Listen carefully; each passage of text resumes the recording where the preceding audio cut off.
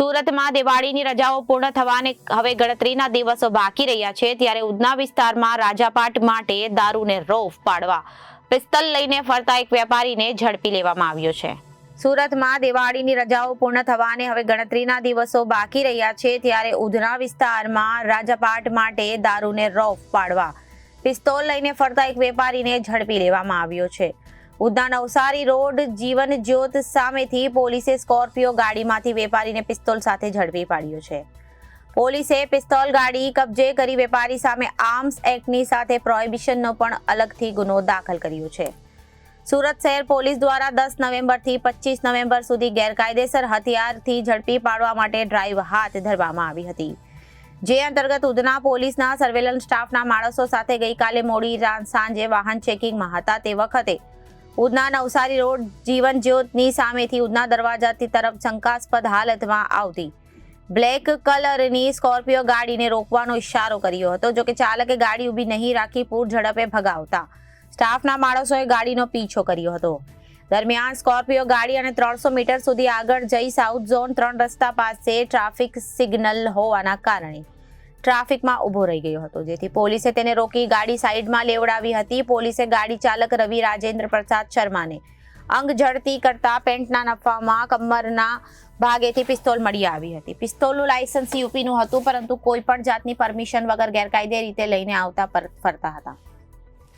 પોલીસે રવિ શર્મા પાસેથી 2.60 લાખની કિંમતની પિસ્તોલ અને 10 લાખની ગાડી કબજે કરી પોલીસે તેની સામે આર્મ્સ એક્ટ મુજબના ગુનાની સાથે ગાડીમાં દારૂની બોટલ અને રવિ શર્માએ દારૂ પીધેલો હોવાથી તેની સામે અલગથી પ્રોહિબિશનનો ગુનો દાખલ કરી કાયદેસરની કાર્યવાહી હાથ ધરી છે। ગઈકાલે સમગ્ર સુરત શહેરમાં વાહન ચેકિંગની કાર્યવાહી ચાલુ હતી। આ દરમિયાન ઉધના પોલીસ સ્ટેશન દ્વારા પણ પોતાના વિસ્તારમાં ઉધના નવસારી રોડ ઉપર વાહન ચેકિંગની કામગીરી ચાલુ કરવામાં આવી હતી। રાતના 7 વાગ્યા પછીના આ ચેકિંગના જે કાર્યવાહી હતી એ દરમિયાન એક શંકાસ્પદ વ્હીકલ સ્કોર્પિયો હતી જે બ્લેક કલરની હતી, એ અહીંયાથી પસાર થઈ હતી। પોલીસે એને રોકવાનો પ્રયાસ કરતાં એ વ્હીકલ રોકાયું ન હતું અને આગળ નીકળી ગયું હતું।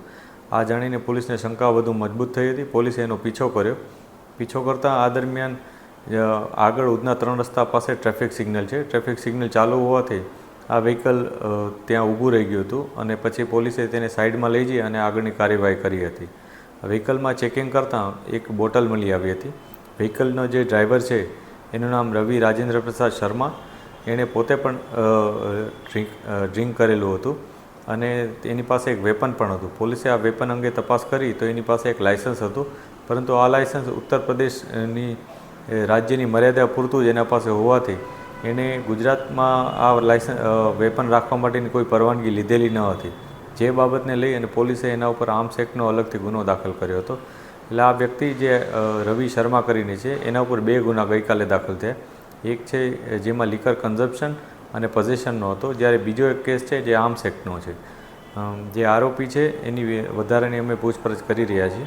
આરોપી અહીંયા મૂળ ધંધો કરે છે, બિઝનેસ કરે છે, મૂળ યુપીના છે અને અહીંયા ગોડાદરામાં રહે છે। એ કેમિકલનો કે એનો બિઝનેસ કરે છે એવી માહિતી છે, પરંતુ પોલીસ એને વેરીફાઈ કરી રહી છે કે એમાં ખરેખર એ શું બિઝનેસ કરે છે, અહીંયા કયા પ્રકારનો એની કામગીરી છે, એ બધી બાબત અમે વેરીફાઈ કરી રહ્યા છીએ। સર, આ ગાડી પર પોલીસને શંકા કેવી રીતે?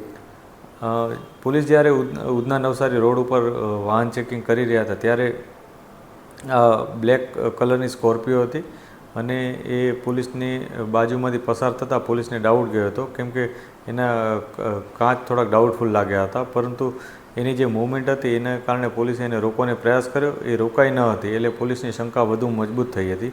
અને જ્યારે ટ્રાફિક સિગ્નલ ઉપર ત્યાં સિગ્નલના જે ચાલુ હતો સિગ્નલ, એને કારણે ત્યાં એને રોકાવવું પડ્યું હતું ફરજિયાતપણે, અને એને કારણે પોલીસ ત્યાં એને સરળતાથી એને પહોંચી શકી હતી એની પાસે અને એને સાઈડમાં લઈ જઈને ચેક કર્યો હતો, ત્યારે આ તમામ વિગતો પોલીસની સામે આવી હતી। Bureau report, Janadesh news, Surat.